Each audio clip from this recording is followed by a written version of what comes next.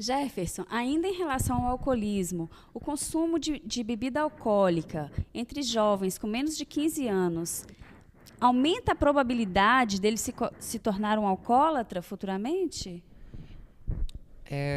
Nós vamos depender da condição de que essa pessoa vive, questão social, nós vamos depender da questão biológica, nós vamos depender da questão subjetiva. Então, nós não podemos afirmar nem que sim, nem que não, mas é uma resposta que o sujeito vai dando à própria vida. Claro que a gente precisa pensar que, olha, se eu começo o uso de álcool hoje, isso vai se tornando, e eu vou fazendo disso frequente, certo? Então, se eu estou ingerindo álcool todos os dias e começa a aumentar a quantidade de álcool a ponto de que isso está interferindo na minha vida afetiva, está interferindo na minha vida social, está interferindo na minha realidade de trabalho. É claro que isso está me afetando. Então, existe uma probabilidade que essa substância ela vai ficando cada vez mais presente na vida da pessoa, certo? Isso pode levar a um problema de alcoolismo que nós temos muitos casos em relação a isso, né? Então, assim, pode sim levar, como também não. Isso vai depender das questões de organismo, como eu disse, da questão do social e da questão subjetiva da pessoa. Certo. E até que ponto o álcool pode afetar fisiologicamente, psicologicamente a pessoa, mesmo sem causar embriaguez? Então, se a gente for... A embriaguez é resultado do alto consumo de álcool, certo? Então, se a gente está dizendo que eu estou consumindo álcool frequentemente, então eu vou ter problemas como déficit de atenção e hiperatividade, como eu disse anteriormente. No caso de depressão maior, é uma consequência psicológica também. A questão da hiperatividade, né? Então, assim, porque a hiperatividade ela é tanto uma questão orgânica como uma questão subjetiva, certo? Porque as pessoas tomam remédio para isso. Então, assim, afeta o organismo, certo? E também nós temos uma questão da tiapina, que é uma substância B1, que é liberada pelo organismo e que ela faz falta, né? Ela é tanto benéfica para os olhos, para o cérebro, para a pele, enfim. E com o alto consumo de álcool, com o consumo frequente de álcool, isso afeta e não há produção dessa substância. Então, ela já está sofrendo déficit no organismo, né? Então, da maneira que o organismo era para reagir, ele não está reagindo mais. Certo. E vou te fazer uma pergunta agora, Jefferson, muito importante para as famílias. Quais são os indícios que os jovens dão, as características que eles transparecem quando estão começando a usar drogas? Como que a família pode perceber? A questão do comportamento. Ela muda de forma acentuada, né? Por exemplo, a pessoa que é muito inibida, se ela começa a ficar desinibida por demais, tem algo acontecendo aí. E às vezes a família acha que é um processo natural e não verifica. Então, assim, quando há essas formas acentuadas de comportamento e bruscas, é necessário uma avaliação, porque algo está acontecendo ali, né? Então, a gente precisa tomar um pouco de cuidado em relação a isso. Porque, às vezes, a gente julga ser uma coisa, mas não é e não verifica, certo? Então, a gente precisa de verificação para isso. É um olhar mais atento, que a gente tem costume de jogar a sujeira para debaixo do tapete e fingir que nada está acontecendo, mas a sujeira continua, certo? Então, quando eu nego ou simplesmente não reconheço que algo está acontecendo, eu estou, de certa forma, deixando que a situação se prolongue, né? Então, assim, tentar observar o comportamento dessa pessoa, né? Desse filho, dessa criança, desse adolescente que está ali. Então, isso é importante. Qual a relação que você pode fazer para a gente também sobre o uso de drogas e o suicídio? Que está em alta também entre adolescentes e crianças, até crianças mesmo, né? Que no Brasil tem crescido assustadoramente o número de suicídios. Tem alguma relação com drogas? Dá para fazer essa relação? Sim, a gente pode fazer essa relação, certo? Existe uma relação entre o suicídio e o uso de drogas. Não totalmente, mas existe uma relação.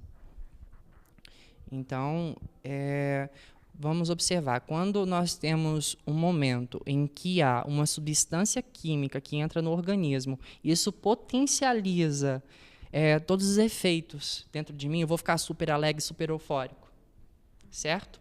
E nós temos depois um processo de depressão, que tudo aquilo que estava em alta demais foi para baixo, caiu. Então, na pessoa, nesse momento que está essa depressão por causa dessa substância química, da ausência causada por essa substância química, pode ser uma das causas que a pessoa entre em sofrimento e queira se livrar daquele sofrimento. E o ato dela livrar-se do sofrimento, como todo ato do suicida, é tentar sair do sofrimento. Ele não quer acabar com a vida. Ele quer acabar com o sofrimento, porque o sofrimento para ele é maior que qualquer outra possibilidade que tem de ressignificar a dor, de ressignificar a vida, certo? Então, a gente precisa pensar que o uso e abuso de álcool e outras drogas podem sim levar ao suicídio, como também pela dificuldade que é de lidar com as questões próprias da vida. Certo, Jefferson, muito obrigada. E sobre a prevenção, fala um pouco para a gente, então, como que seria a prevenção de crianças e jovens e o uso das drogas, álcool e drogas? Então, ainda bem que existe uma lei governamental que diz que é proibido a venda de álcool, que é uma droga lícita que a gente encontra em qualquer boteco por aí, certo? Só que a questão de que como é que eles vão ter acesso, porque às vezes o próprio adulto entrega para criança ou para adolescente para eles fazerem ingestão do uso. Ou essa bebida está de fácil acesso em casa e a criança ou adolescente ela fica lá exposta e, por curiosidade mesmo, a pessoa vai lá e usa. Então, assim, e gosta do efeito. O efeito é bom, porque senão ninguém usaria, certo? Então, se a gente está pensando que o efeito é bom e por isso as pessoas usam, porque ela vai potencializar alguma coisa ali dentro, é a euforia, a alegria, enfim. E o adolescente, ele gosta de sentir isso, ele gosta de sentir tudo maior, tudo grande, é uma necessidade própria dele. A necessidade dessa família estabelecer diálogo, que é uma coisa fundamental desde o início da humanidade, a conversa, né? Então, a gente precisa pensar nessa questão de que o que essa família está fazendo de orientação, o que essa família está estabelecendo de diálogo, o que essa família está estabelecendo de afeto, de presença.